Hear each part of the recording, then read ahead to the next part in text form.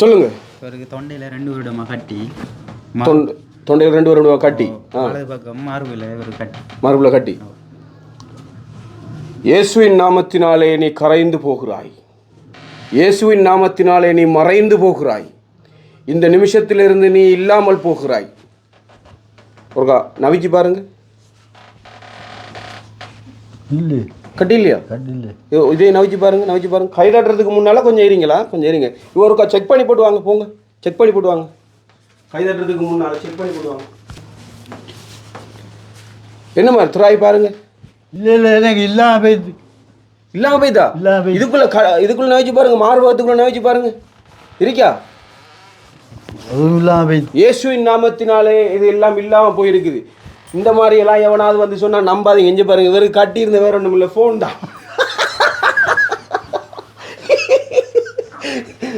இப்படி 2 வருஷமா 3 வருஷமா தொண்டையில் கட்டி, இங்கே பாரு மைக்கை பிடிச்சி கழிச்சிட்டு இருக்கிறேன் நான். 2 வருஷமா 3 வருஷமா தொண்டையில் கட்டி, அடுத்தது இந்த மார்பில் கட்டி அப்படின்றதோட இயேசுவின் நாமத்தினாலே மறைஞ்சு போகிறாய், நீ கரைஞ்சி போகிறாய்டா. எத்தனை பேர் கட்டியை இல்லாமக்கலாம்? அப்போ இந்த டாக்டருக்கு படிக்க தேவையில்லை, டாக்டர்மார் காசு வாங்க தேவையில்லை. இப்போ சில டாக்டர்மார் என்ன தெரியுமா, அரசாங்க ஹாஸ்பிட்டலுக்கு போனாலே டாக்டர்மார் சொல்கிறாங்க தெரியுமா, சந்திக்கிறதுக்கு நீங்கள் வாங்க, அந்த இடத்துல நீங்கள் வந்து ஒரு 5000 ரூபா கட்டி போட்டு ஒரு சேனல் பண்ணி பாருங்கள், நீங்கள் கொஞ்சம் சந்திங்க இதெல்லாம் சொல்கிறாங்க. அப்படியா இல்லையா? அப்படி இருக்கிற சந்தர்ப்பத்தில் இந்த மாதிரி டாக்டர்மாரில் தேவையில்லையா? இப்போ காசு வாங்க மாட்டானுகள், சம்பாதிக்க மாட்டானுகள். ஏன்னா இப்படி ஒரு வேளை சரியாக நடந்துச்சுட்டா நான் சொல்கிறேன்.